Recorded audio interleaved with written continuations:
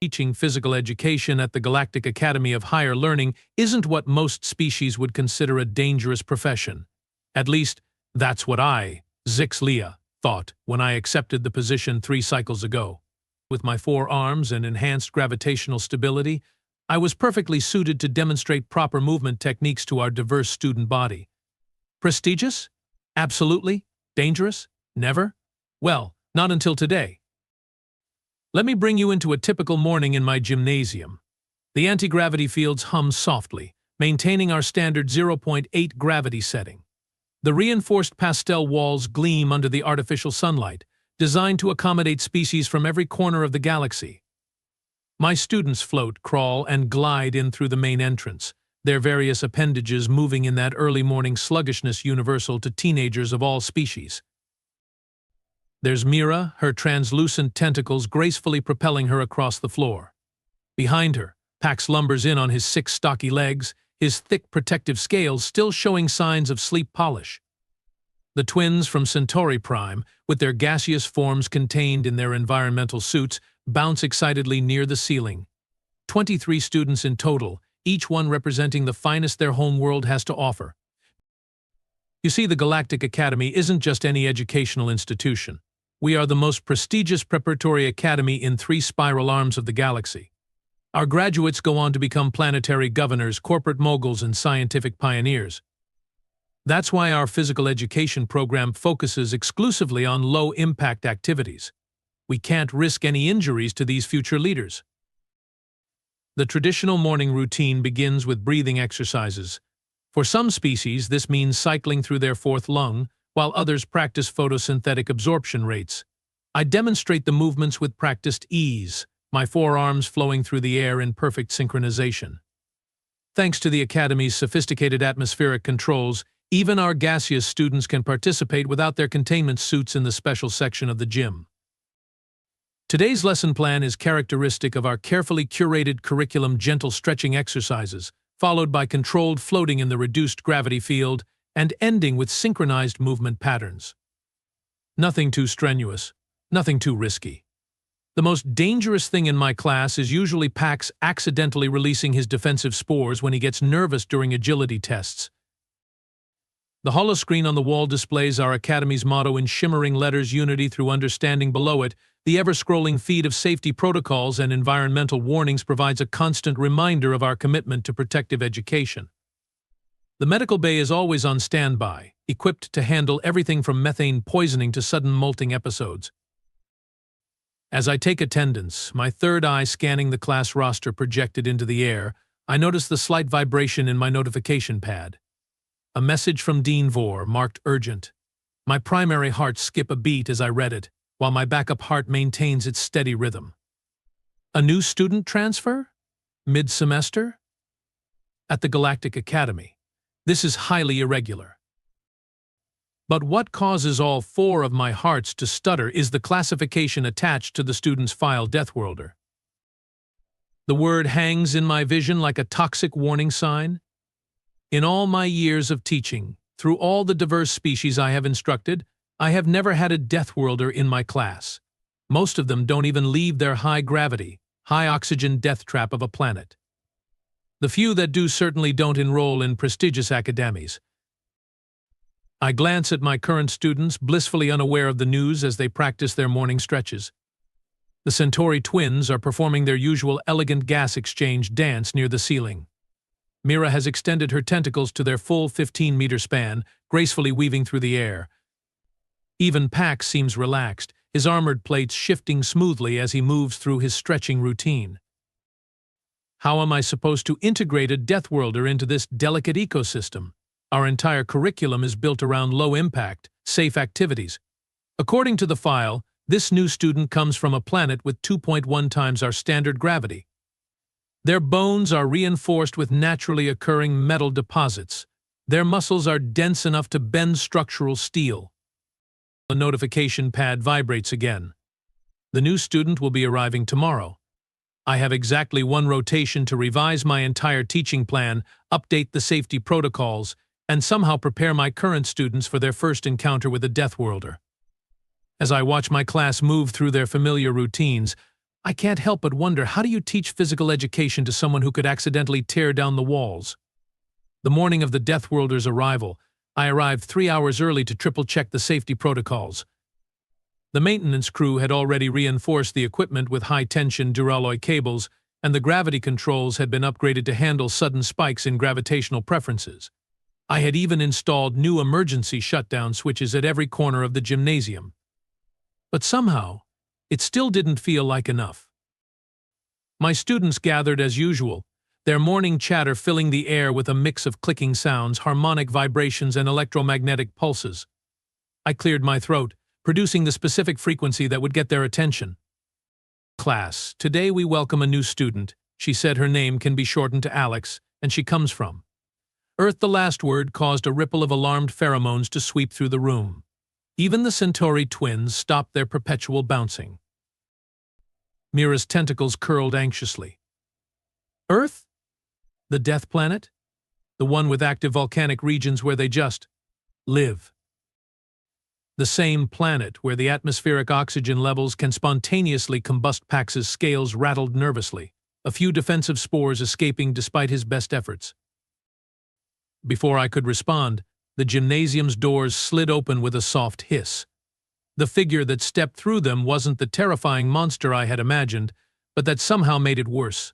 Alexandra Parker, or Alex as she preferred, looked deceptively normal, and that was perhaps the most unsettling thing about her. She stood upright on 2 legs, her height slightly above average for the class. Her external covering, which I learned was called clothing, consisted of standard-issue academy exercise wear modified for her bipedal form. Her exposed skin was a pale pink color, and atop her head sat a mass of golden-brown strands that she had pulled back into what she called a ponytail. Hi everyone, her voice carried across the room with surprising clarity. I'm Alex. Thanks for having me in your class, she smiled, exposing her bone-white teeth, an evolutionary remnant of her species' predatory past. The class maintained a respectful distance as she actually walked, not hovered or glided to join the group. Each step she took made a soft but distinct sound against the reinforced floor. According to my research, humans typically weighed between 50 and 100 kilos, concentrated on just 2 impact points. The floor's pressure sensors were already registering numbers that made me nervous.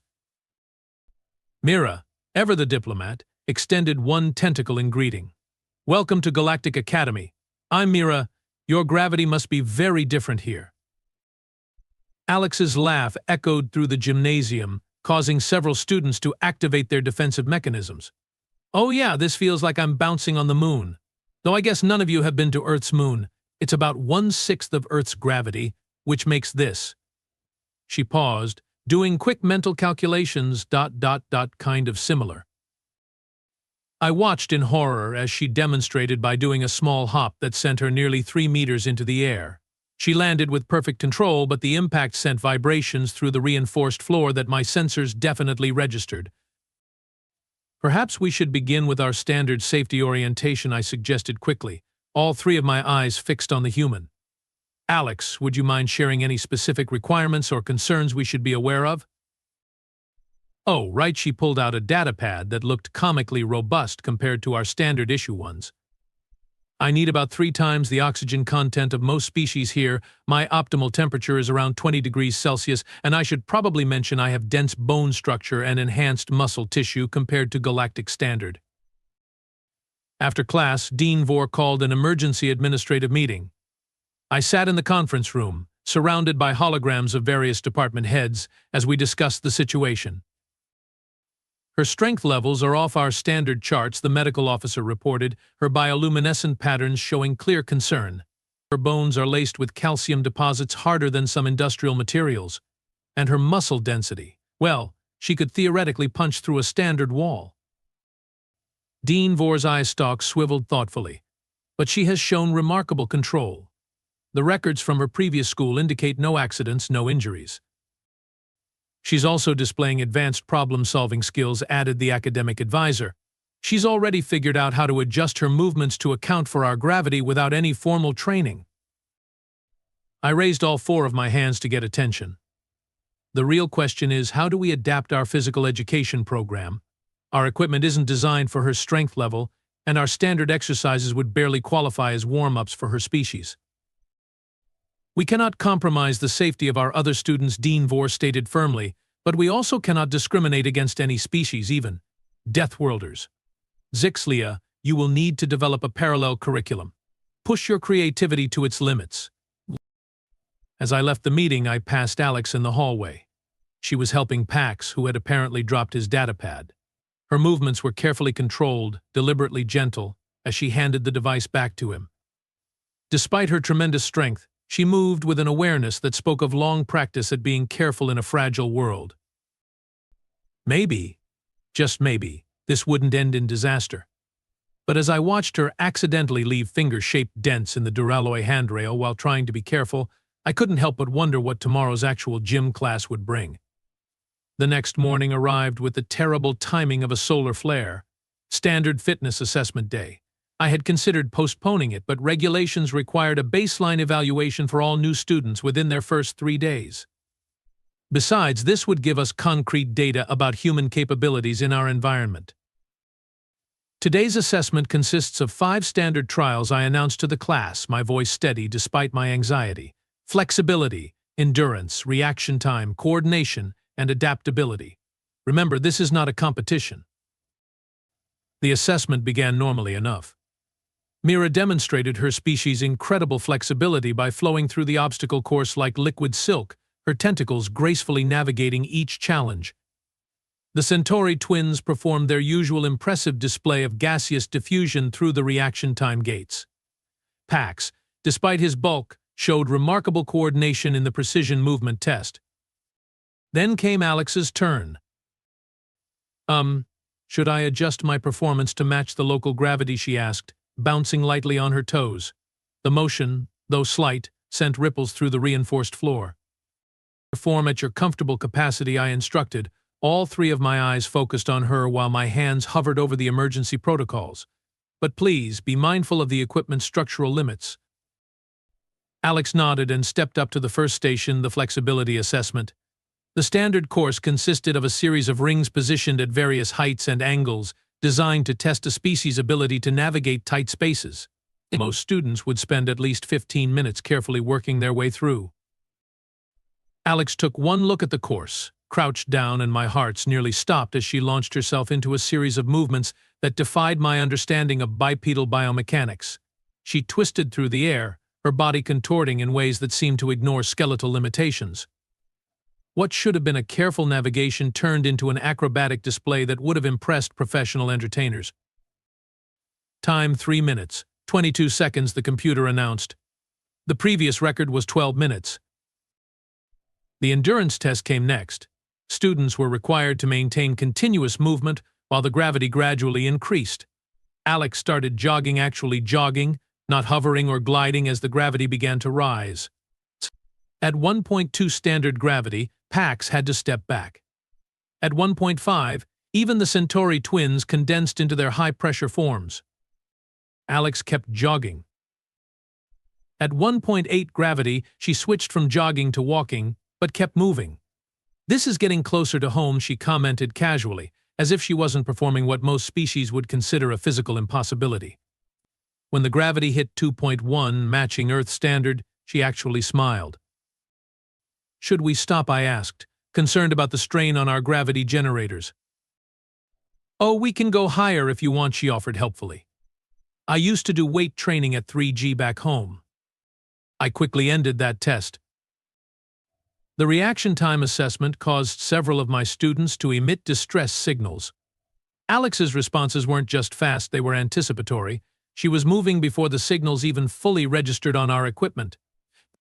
After her 5th perfect score, I had to check if the system was malfunctioning. Sorry, she said, looking genuinely apologetic. Human survival reflexes are pretty intense. We evolved as pursuit predators, so our brains got really good at predicting movement patterns. The coordination test involved manipulating multiple objects while maintaining balance. Alex decided to make it interesting by juggling the test spheres. All of them, at once, while walking a balance beam. Invariable gravity. This is actually really fun, she exclaimed, casually tossing a sphere behind her back and catching it. The lower gravity makes it easier to keep things in the air. Though I have to be careful not to throw too hard, I accidentally sent a ball through my bedroom wall yesterday. The final test, adaptability, was meant to evaluate how well students could handle unexpected environmental changes. The chamber would randomly alter gravity, temperature, and atmospheric pressure within safe limits. Alex treated it like a game. When the gravity dropped, she used it to perform what she called a backflip. When it increased, she adjusted her stance and kept moving. Temperature changes barely registered to her, and pressure variations just made her ears pop occasionally. By the end of the assessment, my entire class had forgotten their fear, replaced by fascinated curiosity. They crowded around Alex, bombarding her with questions. "Can all humans do these things?" Mira asked, her tentacles waving with excitement. "More or less," Alex replied, "though some are better at different things. My friend Sarah back home is way better at gymnastics than me, and my brother can lift almost twice what I can." "What's the highest you can jump in Earth gravity?" one of the Centauri twins pulsed eagerly. "About 1.5 meters straight up, I guess." "Here it would be." She glanced at me nervously. "Want me to demonstrate?" "Perhaps another time," I interjected quickly, noticing the strain gauges on the floor were already at 60% capacity from her normal walking. "Your species evolved as pursuit predators?" Pax asked, his usual nervousness now tinged with awe. "But you seem so controlled." Alex's expression softened. "We had to be.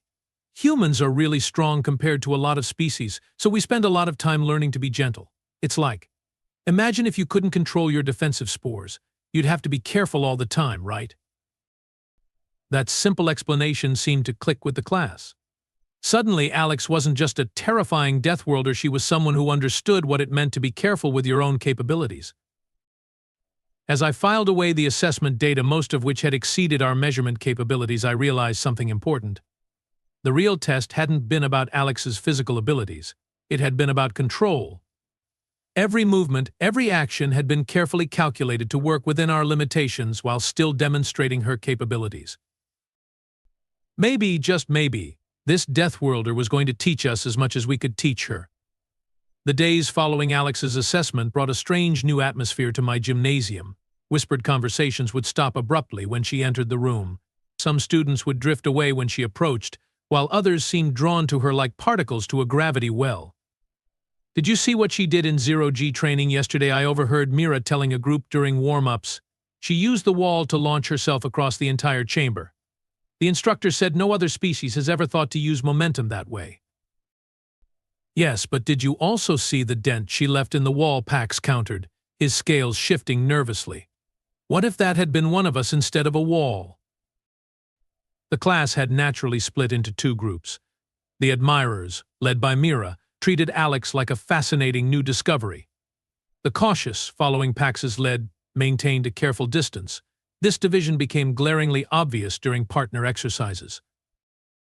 "Perhaps Alex should sit this one out," suggested Vril, a gaseous student, when we began practicing assisted stretching routines. "Our molecular structure is too delicate for direct contact." I watched Alex's face fall slightly before she quickly covered it with a smile. "No problem, I understand. I will just practice on my own." But Mira surprised everyone by floating forward.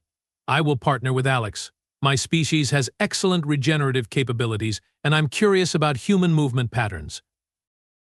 The pair worked together beautifully, Alex displaying incredible gentleness as she helped Mira stretch her tentacles. Not once did she apply too much pressure or make a wrong move. Their success only highlighted the others' reluctance to include her. During anti-gravity ball games, some students would never pass to Alex, claiming they were worried about her returning the ball too forcefully. She took to positioning herself near the boundaries, making herself as unobtrusive as possible in a way that seemed practiced. "You know," she told me after one particularly awkward class, "this isn't so different from my old school on Earth. I was always the strongest kid there too, just not quite this dramatically." The situation reached a tipping point during our aquatic adaptation session. The pool's buoyancy could be adjusted to accommodate different species' density requirements. When it was Alex's turn, several students quickly evacuated the pool. Humans are apex predators in water too, I heard one student whisper. They can hold their breath for minutes and swim faster than most aquatic species. But then Alex did something unexpected. Instead of her usual careful performance, she sat on the edge of the pool, removed her protective footwear, and dangled her feet in the water. Anyone want to learn how humans play Marco Polo, she asked, her voice carrying a hint of hope. What's Marco Polo? Mira inquired, tentacles curling with curiosity. It's like a sound location game. One person closes their eyes and says Marco, everyone else has to respond with Polo, and you try to tag someone just by listening. The simplicity and playfulness of the game slowly drew students in. Even Pax, after watching for a while, joined in. By the end of the session, laughter and shouts of Marco Polo echoed through the gymnasium. Meanwhile, I struggled with my own teaching methods. Traditional exercises seemed pointless for someone of Alex's capabilities, but letting her perform at full capacity risked frightening the other students. Every lesson plan became a diplomatic balancing act. You are doing fine, Dean Vore assured me during our weekly review. The fact that there haven't been any accidents is remarkable. But am I actually teaching her anything? I questioned, my frustration evident in the color of my spots. She's holding back in every activity. It feels like we are asking her to spend her entire day walking on eggshells. Perhaps the dean's eye stalk swiveled thoughtfully. That is exactly what she needs to learn. Not physical education in the traditional sense, but the fine control required to interact with diverse species. The dean's words stuck with me as I watched Alex in the following days. The way she calculated every movement, how she adjusted her strength for each interaction, her constant awareness of her surroundings, these were skills as valuable as any physical achievement. Still, I couldn't shake the feeling that something had to change. The division in my class was affecting everyone's performance. The admirers were becoming increasingly defensive of Alex, while the cautious group grew more resistant to any activity that included her. As I prepared for the next day's lesson, I noticed a notification about the upcoming inter-class competition. Traditionally, each class would compete in a series of physical challenges against other classes. Looking at the standard event list, I realized this might be either our greatest opportunity or our biggest disaster. The question was, could I find a way to turn Alex's differences from a source of division into a point of unity, or would the competition only heighten the tensions already simmering in my class? The annual inter-class competition announcement came during our morning assembly. Dean Vore's hologram flickered above the gathering, all 4 eye stalks oriented toward the students with ceremonial formality. This cycle's theme is unified excellence. The dean's harmonic tones resonated through the hall. Each class must demonstrate coordination across species in 3 events: synchronized movement, obstacle navigation, and group problem solving under variable conditions. My heart sank as I reviewed the competition requirements. Teams would need to work in close physical proximity. Every member would have to participate. There was no way to discreetly sideline Alex. Team selections will begin immediately, I announced to my class, trying to sound more confident than I felt. Please submit your preferred roles by the end of today's session. The tension was immediate. Students clustered in their usual groups, shooting uncertain glances at Alex, who stood slightly apart from everyone else, examining the competition guidelines on her reinforced datapad. I volunteer Alex for our team, Mira announced, her tentacles rippling with determination. Ax's scales rattled in alarm. But the synchronized movement event requires physical contact. One wrong move and... I can be careful, Alex interjected softly. Or I could take a supporting role, maybe spot for others during the more challenging sequences. The debate might have continued, but the Centauri twins suddenly pulsed with excitement. Look at these physics calculations for the obstacle course. With Alex's strength and our ability to alter air density. No way, interrupted another student. It's too dangerous.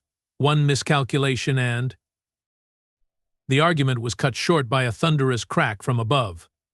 My third eye snapped upward just in time to see the catastrophe unfolding. One of the ancient gravitational stabilizers, groaning under decades of use, had finally given out. The massive device, easily weighing several tons, was plummeting toward the gathered students. Everything happened in a blur of motion. The Centauri twins dispersed in panic, their gaseous forms scattering. Pax instinctively curled into his defensive ball form, scales locked tight. Mira's tentacles whipped out, trying to grab as many smaller students as possible and pull them clear. But they were all too slow. Alex moved like nothing I had ever seen. In the space of 2 heartbeats, she crossed the room in a burst of speed that our sensors couldn't even track. Her legs coiled and launched her upward with explosive force. Her hands, those 5-fingered appendages we had all worried about, reached up to meet the falling stabilizer. The impact should have crushed her. Instead, Alex's muscles bunched visibly as she caught the massive device.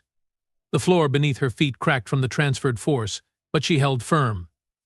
For a moment she stood there, holding up what must have been at least 4 times her body weight, making sure everyone had cleared the area. "Could someone spot me for a second?" she asked through gritted teeth. "This thing is awkward to balance." Mira's tentacles immediately wrapped around one side of the stabilizer while Pax, emerging from his defensive curl, rushed to brace the other side. The Centauri twins reformed and used their control over gases to help stabilize the air pressure around the precariously balanced device. Together, they managed to slowly lower the stabilizer to the ground. The moment it was safely down, everyone started talking at once. "That was amazing. Did you see how fast? The strength required too. You saved us all." Alex stood there, brushing metal dust off her hands, looking almost embarrassed by the attention. "I just reacted. On Earth we have these things called cars. They weigh about this much. Sometimes they fall off their maintenance lifts, so every mechanic learns how to dodge or brace them." "Cars regularly fall on humans," Pax asked, his scales now shimmering with a new color I had never seen him display before: admiration. "Well, not regularly," Alex laughed. "But we like to be prepared. Better to have the strength than not need it, you know." I noticed something remarkable happening. The students who had been most afraid of Alex's strength were now gathered closest to her, asking questions about human emergency responses. The previous divide between admirers and cautious had vanished in the face of her protective instincts. "So all that control you show," Mira realized, "it's not just about not hurting us. It's about being ready to help." "Exactly," Alex smiled. "Humans are strong because our world demands it, but we learn control because our communities need it. Being able to open an egg without breaking it is just as important as being able to lift a fallen tree off someone." The next few hours transformed my class. Students who had avoided Alex now sought her advice on emergency procedures. Those who had admired her strength now showed equal appreciation for her restraint. The competition preparation took on a new energy as everyone worked to incorporate both power and precision into their routines. I watched as Alex patiently demonstrated how to properly brace for impact, how to distribute force across multiple points, how to calculate risk and response in split seconds. She wasn't just participating anymore, she was teaching, sharing knowledge that her species had gained through their evolution on a world that demanded both strength and wisdom. I think I announced, watching my now unified class work seamlessly together. "We just found our theme for the competition. We will demonstrate how different abilities, even ones that seem frightening at first, can come together to create something extraordinary." The broken stabilizer lay forgotten in the corner, but its impact had permanently stabilized something far more important: the understanding that strength without control is dangerous, but strength with control can protect, support, and unite.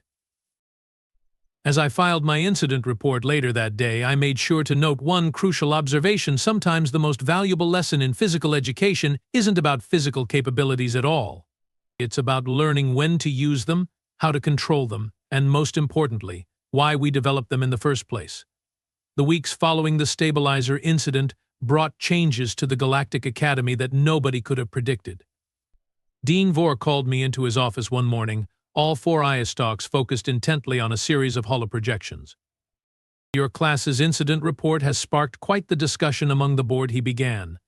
"We have been reviewing our entire approach to physical education. Perhaps we have been too cautious, too focused on limitations rather than possibilities." The changes began rolling out immediately. The gymnasium received a complete overhaul with reinforced sections designed to handle everything from 0 to 3 times standard gravity. New safety protocols were implemented that focused on responsible use of abilities rather than blanket restrictions. Watch this, Alex called out during practice, spotting for Pax as he attempted a new lifting technique. Her strength made her the perfect safety backup, while his natural armor gave him unique advantages in weight distribution. They had developed a whole routine around their complementary abilities. The Centauri twins discovered that their gaseous form control combined with Alex's understanding of momentum created possibilities nobody had considered before. They could alter air resistance in ways that allowed for precision control of high-speed movements. Even I learned a few new tricks about forearmed coordination from studying human martial arts adaptations. My teaching approach underwent its own evolution. Instead of running separate activities for different species, we focused on integration. Strong species paired with agile ones. Dense species worked with gaseous ones. Each lesson became an exercise in finding unexpected synergies. Remember, I would tell my class, true adaptation isn't about making everyone the same. It's about understanding how our differences can work together. The day of the interclass competition arrived with an excitement I had never seen before. Our class's routine began with Alex and Pax demonstrating their synchronized lifting forms, while the Centauri twins created precise atmospheric conditions above them. Mira's tentacles wove through the display, adding fluid grace to raw power. When the scores came in, we had set new records in every category. Not because we had a Deathworlder, but because we had learned to combine everyone's strengths in ways that amplified each other. The judges were particularly impressed by our safety protocols, noting how each high-power move was backed by multiple layers of support from different species. The real victory, Alex told the class during our celebration, isn't about the scores. It's about proving that being different doesn't mean being dangerous. It just means having different ways to help each other. As I write this final entry in my teaching log, I can't help but reflect on how much we have all learned. The presence of a Deathworlder in our class didn't endanger our students, it pushed us to become better teachers, better classmates, and better beings. Next semester, we are getting 3 more human students. The board has also approved exchange programs with other high-gravity worlds. My new curriculum, Adaptive Physical Education, a multi-species approach, is being adopted by other academies across the galaxy. Looking out at my gymnasium now, I see Pax teaching a new student about defensive stances while Alex spots for them. Mira is leading a flexibility workshop that combines techniques from 6 different species. The Centauri twins are running an advanced atmospheric control class that incorporates principles of human momentum physics. The fear of the unknown, I have learned, is the greatest limitation in education. True growth happens when we stop seeing our differences as barriers and start seeing them as opportunities. A Deathworlder showed us that strength isn't just about power, it's about how you use it to lift others up. And perhaps that's the most important lesson of all.